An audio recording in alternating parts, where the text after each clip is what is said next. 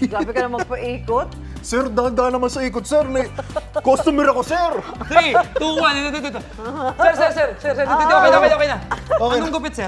Ano lang, gupit Ano? binata. Yung gupit hindi nahihilo. Oo. Itong dalawa na to eh. Anjo, Kaloy, pag summer, uso yung pagpapagupit. Kayo ba, anong hairstyle ang hindi nyo makakalimutan na parang pinagsisisihan nyo? Naku, mami, so etong gupit na sigurong to. Ang Ayan, sobrang pagsisisihan mo na. pagsisisihan ko. Seryosong sagot. Ay, hindi. Dati Ikaw? nagpakalbo ako, mami. So. Nagpakalbo ka? Bakit?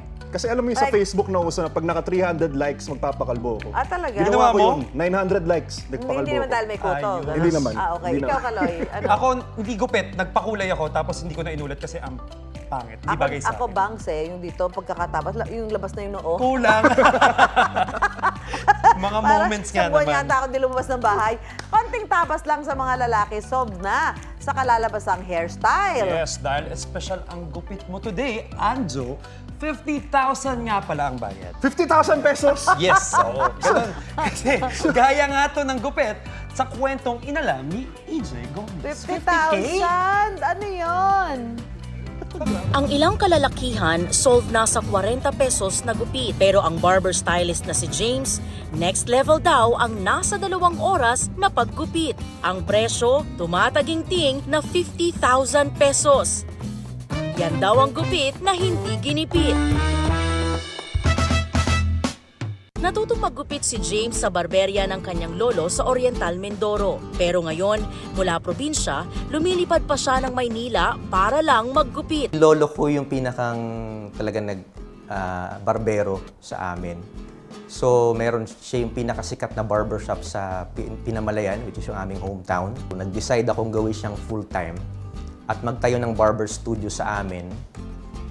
So, nung nagkaroon na ako ng dumadami na yung mga clients ko, tapos nakikilala na rin ako dito sa Manila, sa ibang mga bayan. So, nag-aaral, nag-enroll ako sa online academy sa Europe. Hindi lang daw simpleng gupit ang hatid ni James sa mga kliyente. Nag-offer kami for events and weddings, ang tinatawag nating executive of your service, kung saan pupuntahan ko yung client sa mismong bahay nila. Kasi meron silang event. So from hairstyling, grooming, aayusan natin overall yung client. So nandiyan din yung outfit check, ayusin natin yung fit niya.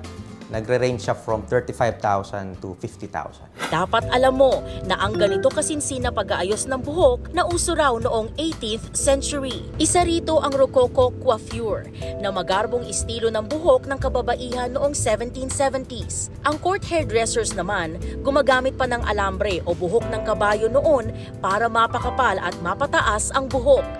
Alas 6 pa lang ng umaga, hinahanda at nililinis na ni James ang kanyang mga gamit. Sa kanya pinupuntahan ang kliyente sa bahay o kung saan ito gustong magpaayos.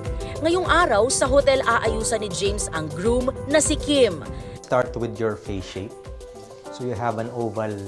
So mas babagay kung gagawin natin sa haircut mo, medyo strong siya or square yung silhouette niya.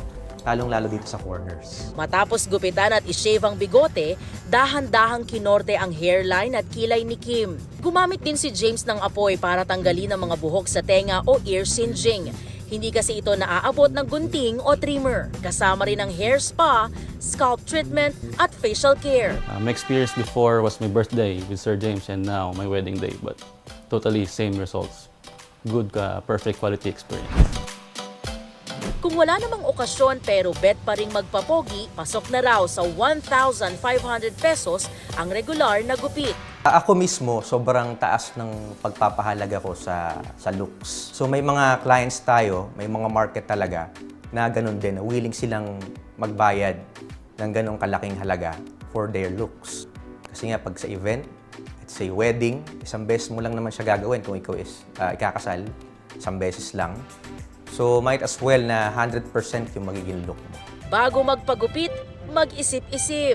Dahil ang pangmalakasang gupit, pwedeng subukan basta hindi gipit.